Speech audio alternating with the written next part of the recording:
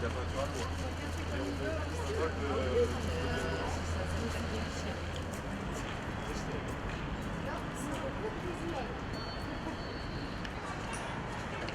pendant la journée, on va chacun notre tour être à la fois instructeur de locomotion, observateur et personne déficiente visuelle. Je vais proposer à Nadia de mettre son bandeau parce que c'est elle qui va me servir de cobaye à ma séance et j'aimerais pas qu'elle se représente trop l'environnement avant de démarrer.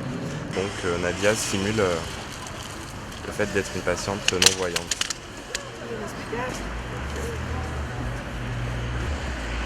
Alors l'exercice d'aujourd'hui porte sur les trajets par explication et couplé avec une prise de repère pour se rendre à un lieu précis.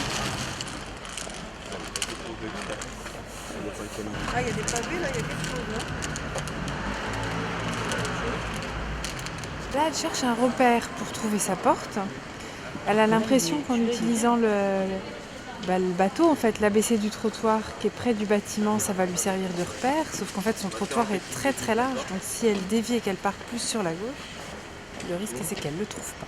Ça nous permet de comprendre exactement toute la difficulté et justement aussi la précision de l'IL.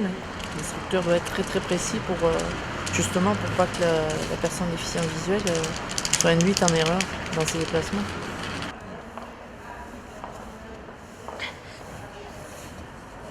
Elle est restée 1 heure sous bandeau là. On dirait qu'on se réveille. Le trajet choisi, il est bien. C'est vrai que c'est une zone qui est quand même un peu difficile parce que c'est quand même, il y a beaucoup de passants, pas mal de circulation, Brillant, ouais. beaucoup de bruit. Moi, j'ai trouvé que les étapes, vous les avez bien respectées et bien amenées. Et c'est vrai que même si on travaille d'autres choses, il faut quand même aussi respecter les étapes de la méthodologie du trajet par explication. Parce que sinon, si elle n'a pas d'éléments caractéristiques, si elle n'a pas représenté son tronçon, si elle ne sait pas où elle en est, finalement, on se perd. Donc c'est essentiel. Vous ne l'avez pas laissé sur une fausse image, c'est quand elle a trouvé son véhicule là, de la poste. Oui. Elle vous a dit mon trottoir se rétrécit, après il se élargit. Ah oui. C'est pareil, c'était parfait de reprendre parce que vous la laissez là-dessus, elle a l'impression qu'elle a un trottoir qui est Oui. en accordéon. Je suis ergothérapeute et j'ai choisi de faire la formation d'instructeur de locomotion à la FAF afin d'avoir une pratique qui se base sur l'expérience de la déficience visuelle et à la fois qui me permette d'avoir une méthodologie qui soit bien structurée et bien définie. Se mettre sous bandeau ou sous lunettes de simulation, c'est vraiment la première chose, c'est pour créer un peu l'empathie. Parce que c'est vrai que travailler avec des personnes déficientes visuelles, tant qu'on ne l'a pas vécu, on ne peut pas s'en rendre compte, je crois. Et puis c'est vrai que ça permet aux étudiants vraiment après de vraiment s'adapter à la personne et de savoir jusqu'où elle peut aller avec cette personne ou au contraire gérer les limites. La formation de la FAF, moi je la trouve très, très intéressante, très riche en enseignement. En 8 mois de formation, il y a beaucoup de notions à intégrer, à apprendre. On est quand même mis en situation de personnes déficientes visuelles. C'est intensif, quoi.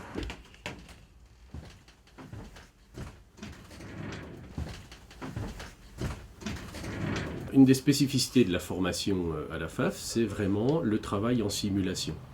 Parce qu'il ne s'agit pas uniquement de comprendre intellectuellement et d'apprendre ces techniques.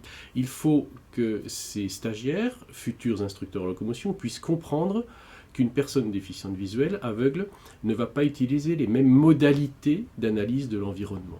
C'est la sensorialité qui est mise en avant, c'est-à-dire qu'est-ce que j'entends, qu'est-ce que je ressens avec ma canne, qu'est-ce que je sens avec mes pieds, qu'est-ce que je ressens au niveau du sens des masses ou autres, qui vont m'apporter un certain nombre d'informations, et que ces informations, croisées d'un sens et d'un autre, vont produire une représentation mentale spatiale. L'instructeur en locomotion va avoir des outils qui vont permettre de pouvoir contrôler cette représentation mentale spatiale chez la personne aveugle ou malvoyante. Ces lunettes font partie des accessoires que les stagiaires fabriquent à leur arrivée en formation. Et on peut avoir des lunettes qui simulent une vision à 1/10, moins d'1/10, 1/20, 1/50, etc. Le stagiaire aussi va être équipé d'une canne blanche, qui va apprendre bien sûr à utiliser, qui va apprendre aussi à démonter, remonter, réparer. Il y a des endroits qui s'usent plus facilement, les embouts, les élastiques, etc. Donc il faut que l'instructeur en locomotion soit tout à fait à même d'assurer, je dirais, cette maintenance. On voit bien dans cet exercice pratique les trois rôles des stagiaires. Jean qui est sous bandeau, Lauriane au fond qui est observatrice, Fabien qui a le rôle de l'instructeur loco et puis qui est en train de mener sa séance. C'est justement un des travaux pratiques où un des stagiaires en simulation est en train de construire sur une plaque aimantée pour se représenter le trajet qu'il est en train de faire. De cette analyse de carrefour va découler le choix de la technique de traversée adaptée à ce carrefour. On peut passer 1 heure, voire plus, sous bandeau. Donc le retour à la réalité, le fait d'enlever le bandeau, c'est un moment à la fois tendu et à la fois un moment extrêmement pénible et fatigant. Au cours de la formation, il y a un certain nombre de praticiens qui interviennent pour parler de la spécificité de leur emploi, de leur pratique. Et on s'est aperçu, par exemple, qu'il y en avait qui n'arrivaient pas à écrire. Alors, je suis Nicole Mata, médecin ORL phoniatre. C'est la 3e année où je viens enseigner ici pour partager des informations sur les généralités, sur la surdité de l'enfant. Donc faire du lien entre déficits, parce que pendant longtemps, on était chacun enfermé dans nos petites boîtes, tant le déficit visuel est peu ou mal enseigné en médecine, et puis peu pratiqué, c'est à part, et le déficit auditif aussi. L'audition est un des sens qui est particulièrement utilisé et développé par les déficients visuels, et donc il est important d'avoir des connaissances sur l'organe de sens qui vient en soutien ou en aide pour compenser en partie la perte ou le non-fonctionnement d'un organe tel que celui de la vision. Se déplacer quand on ne voit pas son environnement ou quand on n'en voit qu'une partie, de façon très parcellaire, ça génère forcément de l'attention et des risques. Donc l'instructeur, par sa formation et par son expérience évidemment, va pouvoir accompagner la personne dans la mise en sécurité et un meilleur confort de déplacement fatalement. Alors c'est apprendre des techniques qui vont nous permettre d'être autonomes, mais également connaître ses limites, savoir demander de l'aide, savoir reconnaître les situations à risque et savoir les gérer. On peut aussi apprendre à une personne à repérer son environnement proche, comme une chambre par exemple, à repérer les choses qui sont dans cette pièce pour pouvoir se déplacer sans se heurter, sans tomber et sans avoir besoin de l'aide éventuellement d'une tierce personne. C'est-à-dire être capable, pour une personne hospitalisée, d'aller seule de son lit aux toilettes ou de son lit à sa salle de bain. Ça peut être déjà de la locomotion. Notre boulot, c'est déjà d'ouvrir des portes avec les jeunes et les ados qui ont des évolutions péjoratives, comme ça, c'est maintenir la porte ouverte ou affirmer que les portes, on peut les ouvrir, que ça va nous prendre du temps, que ça va nous prendre de l'énergie, soit, mais petit à petit, on va réouvrir des portes. Des fois, ils ont du mal à nous croire. Hein. Ils nous disent, mais non, ce sera jamais possible, jamais je pourrai faire ça. Et puis, on y arrive, simplement parce que on va les prendre au bras et qu'on va commencer à marcher. Et puis, on va croiser quelqu'un d'autre dans le couloir. Moi, ça m'arrive, ça. J'aime bien faire cette expérience-là.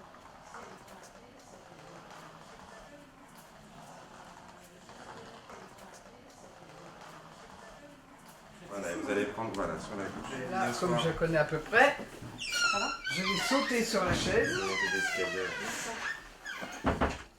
Est-ce qu'il faut que je marche plus, que je fasse plus d'exercices? Certainement. Vous pouvez utiliser la canne, comme vous le faites, mais là, il y a encore du travail pour que vous soyez à même de vous déplacer à l'extérieur avec votre canne, pour l'instant. Mais accompagné, au contraire. Vous progressez. Malgré les difficultés que vous évoquez, vous progressez. Donc l'idée, c'était quand même peut-être pas de lâcher la barre tout de suite comme ça. J'ai bien pensé à vous aussi hier parce que je me suis lancée à revenir quand même un petit bout de route toute seule. Je me suis dépatouillée juste pour traverser. J'ai demandé quand même de ne pas m'élancer parce que je n'ai pas encore la télécommande non plus pour les feux. Je vais vous redonner votre canne quand même. Vous avez la vôtre avec vous? Oui. Je m'appelle Francine Ballard, je suis instructrice de locomotion depuis une trentaine d'années. Je travaille à l'heure actuelle ici dans les locaux pour une structure qui s'appelle la FIDEV, Formation et Insertion pour déficients visuels. Et cet organisme a en son sein plusieurs services. Et moi, je travaille pour le service ambulatoire de rééducation et réadaptation pour déficients visuels. Et donc, nous sommes basés sur Lyon et nous rayonnons sur la région Rhône-Alpes. Je reçois Jean pour sa période de stage long, qui dure 10 semaines. Et il est sur la deuxième partie du stage, où on commence à mettre le pied sur vraiment de l'encadrement de séances pour lui, c'est-à-dire qu'il va effectuer des séances de A à Z avec les personnes qu'il a déjà observées sur la première partie du stage. Comment ça a pu orienter les choix que vous avez faits? Ce qui peut être super intéressant, c'est justement de voir comment vous apparaissez en tant qu'IEL. Jean est bientôt au bout de sa formation, il est dans la deuxième partie du stage long. Le stage, ce qu'on appelle le stage long, c'est un stage où la personne va être en situation professionnelle. Et puis on arrive vraiment au vrai travail de l'instructeur de locomotion sur le terrain, en contact avec des usagers différents, des problématiques visuelles différentes, des problématiques psychologiques différentes, etc. Donc là, c'est vraiment comment on va pouvoir accueillir, accompagner au mieux ces personnes-là, en tenant compte de leur personnalité, de leur profil. Ce matin, j'ai travaillé avec 2 personnes qui ont des objectifs complètement différents et à 2 stades différents. Donc la première, il s'agissait de prendre en main la canne, essayer de se l'approprier. Et la deuxième personne, on était vraiment en parallèle d'un projet d'autonomie, sachant que cette personne se déplace déjà, donc il faut aussi répondre à des demandes qui sont immédiates pour qu'elle puisse avoir une indépendance quotidienne et actuelle. C'est une personne qui se débrouille très bien, qui a un bon potentiel, avec qui on travaille justement, on a travaillé la technique de canne, qui avait un besoin clair par rapport au déplacement dans des lieux où il y a présence d'escaliers, donc il fallait traiter cette problématique d'escalier avec l'idée de la sécurité qui est quand même présente, et qui va quand même avec cette notion de confort, parce que manque de confort veut dire appréhension, veut dire anxiété, veut dire limitation dans les déplacements. C'est 2 choses qui étaient à traiter dans un premier temps ce matin et qui sont très bien passées. Et là, votre position sera peut-être plus confortable parce que vous aurez moins le coude plié. Je te fais, pardon. Voilà, donc ça c'est ma marche. Et dès que je vais mettre le pied, j'attaque celle-ci. Ouais. Et ce qui est très important, c'est le petit détail, c'est que votre pouce, le long de la poignée, il va venir pousser l'embout à chaque fois, comme ça. Il maintient dans la canne une tension qui va faire qu'elle va venir taper. Oui, d'accord. Ah oui, là c'est bon. J'avais tendance à faire ça. Donc il faut rester en continu. Ouais. Voilà. La canne est arrivée. C'est bon, je suis bon. Là je suis dans mon bandage.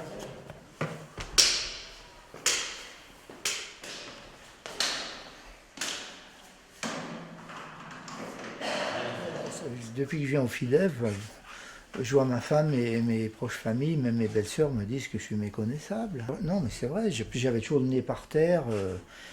Même pour ma femme, c'était toujours lève le pied, baisse le pied, attention à droite. Là maintenant, non.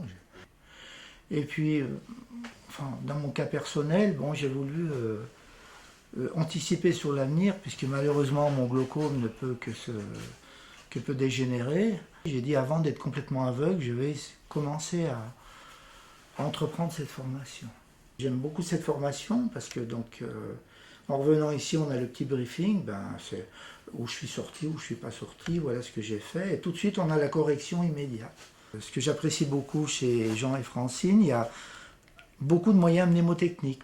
Francine tout de suite me dit non, votre poignet ne devra jamais bouger, sinon gare à la tendinite. Tout de suite, vous pensez tendinite, votre poignet, vous ne le tournez plus comme ça. Et puis alors aussi quelque chose auquel je tiens, si vous permettez, je reprends ma canne. J'avais tendance à marcher, je dirais à contresens. Ça veut dire que quand ma canne allait à droite, j'avais mon pied droit à droite. C'est pas du tout ce qu'il faut faire.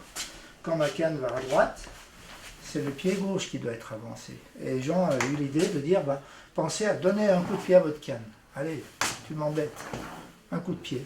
Qui fait que maintenant j'ai cette habitude et je démarre toujours normalement comme ça. Je vois peu de différence entre Francine qui a, je crois, énormément d'expérience. Je suis maître de stage, je vous prie. Oui, mais je veux dire qu'il y a énormément... Non, je ne voulais pas dire que vous aviez mais je le prends. Une vieille expérience, ça aurait été très mal choisi. De toute façon, c'est la réalité, monsieur Ducré. Non, C'est j'ai pas bien incontournable. au son de votre voix, non, j'ai pas l'impression. Mais je me sens en sécurité aussi bien avec Jean qu'avec Francine. Quand on a commencé à apprendre l'audition, pareil, la première fois, je dis mais jamais je vais y arriver. Hein. Et puis petit à petit, si, on arrive bien à comprendre, surtout que c'était des périodes où il y avait un petit peu de soleil, j'avais mes lunettes de soleil, je voyais rien du tout, donc j'étais vraiment en situation, j'ai eu des endroits où j'étais vraiment en situation de non-voyance totale. Quand on est passé sous le pont de chemin de fer, je voyais rien. Et bien, grâce à Francine et Jean, pas de problème. Avec ma canne, j'arrivais bien à déterminer la largeur du trottoir, le son des voitures. Tiens, ben là, il me semble que j'entends un train, doit être sous une voie ferrée. La résonance n'était plus du tout la même. Ce que j'aime beaucoup, c'est cette progression qui se fait, et puis au rythme de chacun. Parce qu'au départ, on croyait qu'une canne blanche, c'était une canne peinte en blanc, quand on ne connaît pas.